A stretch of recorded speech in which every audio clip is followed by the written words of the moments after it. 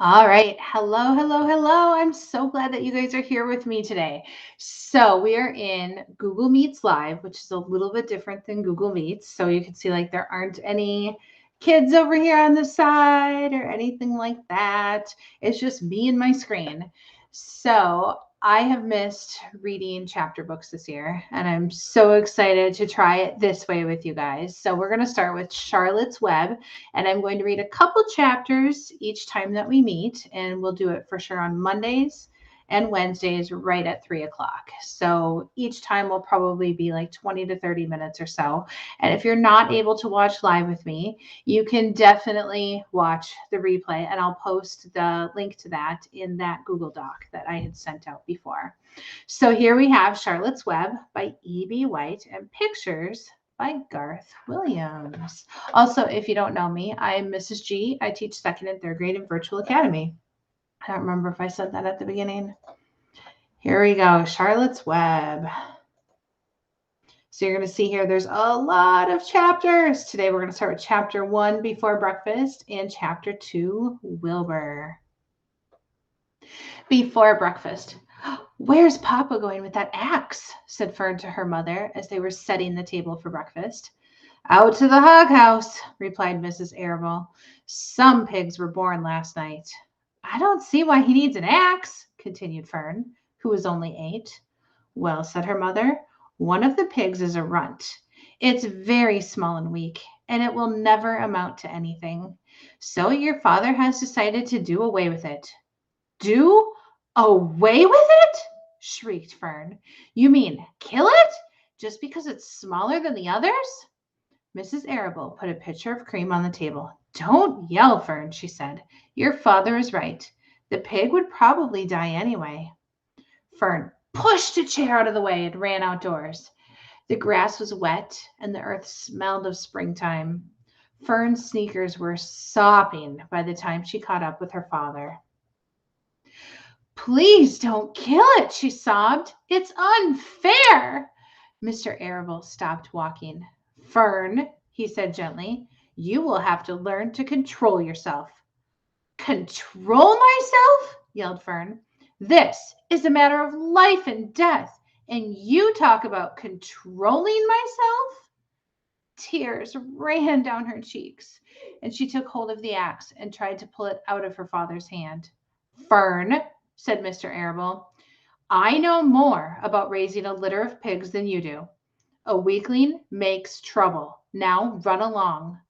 "But it's unfair," cried Fern. "The pig couldn't help being born small, could it? If I had been very small at birth, would you have killed me?"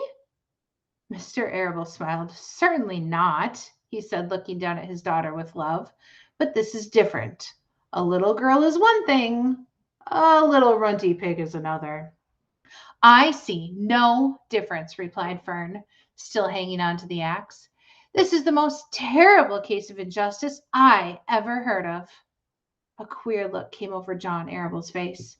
He seemed almost ready to cry himself.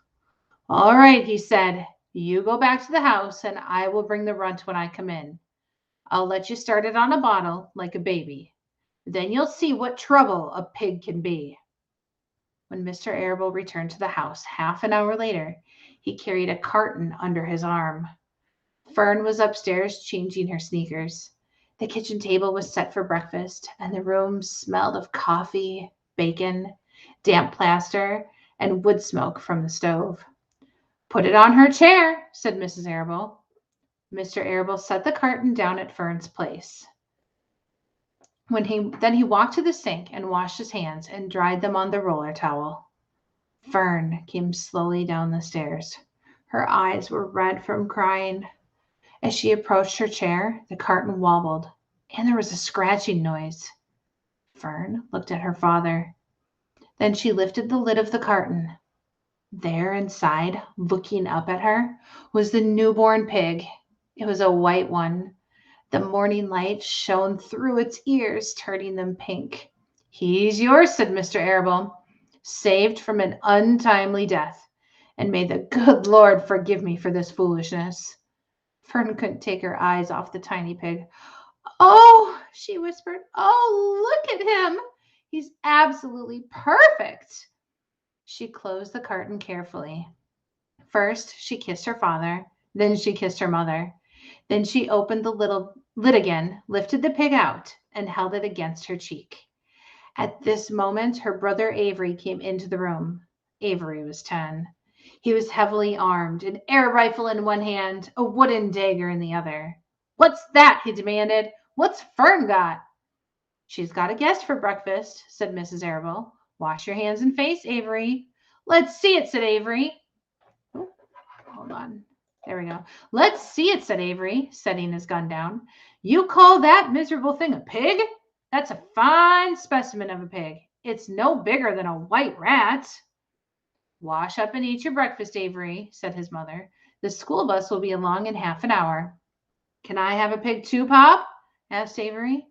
No, I only distribute pigs to early risers, said Mr. Arable. Fern was up at daylight, trying to rid the world of injustice. As a result, she now has a pig.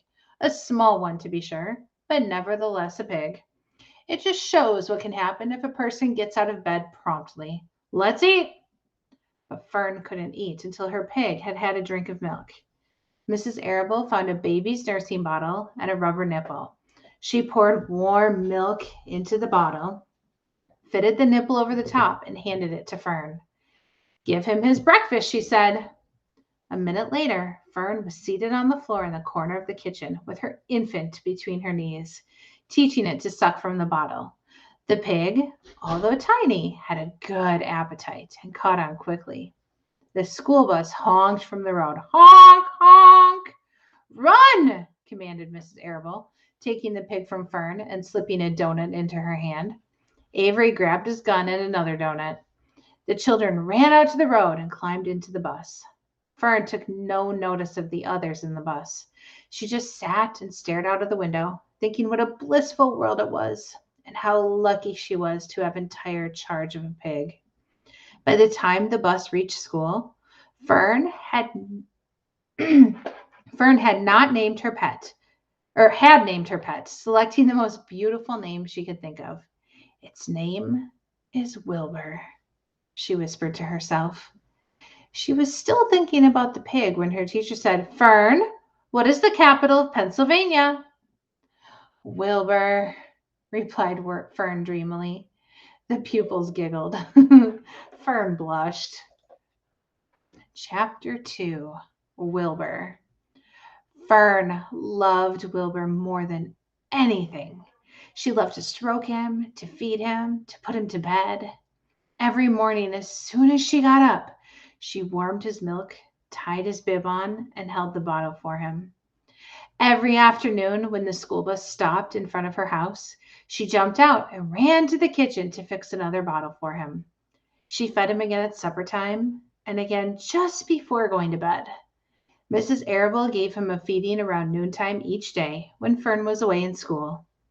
Wilbur loved his milk, and he was never happier than when Fern was warming up a bottle for him. He would stand and gaze up at her with adoring eyes. For the first few days of his life, Wilbur was allowed to live in a box near the stove in the kitchen. Then, when Mrs. Arable complained, he was moved to a bigger box in the woodshed. At 2 weeks of age, he was moved outdoors. It was apple blossom time, and the days were getting warmer. Mr. Arable fixed a small yard specially for Wilbur under an apple tree and gave him a large wooden box full of straw with a doorway cut in it so he could walk in and out as he pleased. Won't he be cold at night? Asked Fern. No, said her father. You watch and see what he does. Carrying a bottle of milk, Fern sat down under the apple tree inside the yard. Wilbur ran to her, and she held the bottle for him while he sucked. When he had finished the last drop, he grunted and walked sleepily into the box. Fern peered through the door. Wilbur was poking the straw with his snout.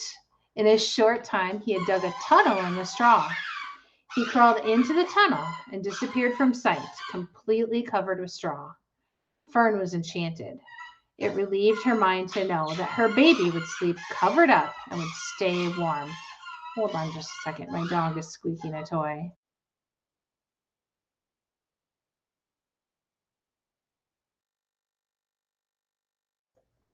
Sorry about that, guys. Every morning after breakfast, Wilbur walked out to the road with Fern and waited with her till the bus came. She would wave goodbye to him, and he would stand and watch the bus until it vanished around a turn. While Fern was in school, Wilbur was shut up inside his yard. But as soon as she got home in the afternoon, she would take him out and he would follow her around the place. If she went into the house, Wilbur went too. If she went upstairs, Wilbur would wait at the bottom step until she came down again. If she took her doll for a walk in the doll carriage, Wilbur followed along.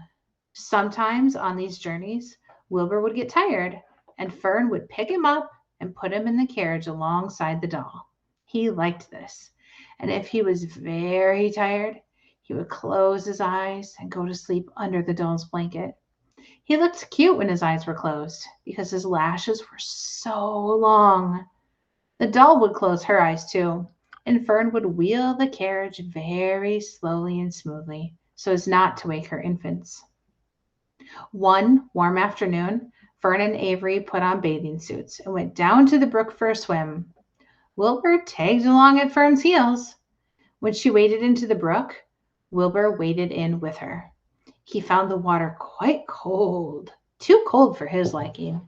So while the children swam and played and splashed water at each other, Wilbur amused himself in the mud along the edge of the brook, where it was warm and moist and delightfully sticky and oozy. Every day was a happy day, and every night was peaceful. Wilbur was what farmers call a spring pig, which simply means that he was born in springtime. When he was 5 weeks old, Mr. Arable said he was now big enough to sell and would have to be sold. Fern broke down and wept, but her father was firm about it. Wilbur's appetite had increased. He was beginning to eat scraps of food in addition to milk. Mr. Arable was not willing to provide for him any longer. He had already sold Wilbur's 10 brothers and sisters. He's got to go, Fern, he said. You have had your fun raising a baby pig, but Wilbur is not a baby any longer, and he has got to be sold. Call up the Zuckermans, suggested Mrs. Arable to Fern. Your Uncle Homer sometimes raises a pig, and if Wilbur goes there to live, you can walk down the road and visit him as often as you like. How much money should I ask for him? Fern wanted to know. Well, said her father, he's a runt. Tell your Uncle Homer you've got a pig you'll sell for $6 and see what he says. It was soon arranged. Fern phoned and got her Aunt Edith, and her Aunt Edith hollered for Uncle Homer. And Uncle Homer came in from the barn and talked to Fern. When he heard that the price was only $6, he said he would buy the pig. Next day, Wilbur was taken from his home under the apple tree and went to live in a manure pile in the cellar of Zuckerman's barn. All right, guys, I hope you enjoyed the first 2 chapters of Charlotte's Web. We'll meet again on Wednesday at 3 o'clock, and I'll read chapter 3, Escape. Oh, I wonder what's going to happen in that chapter. I hope you had a great time and are having a wonderful Monday. I'll see you guys later. Bye.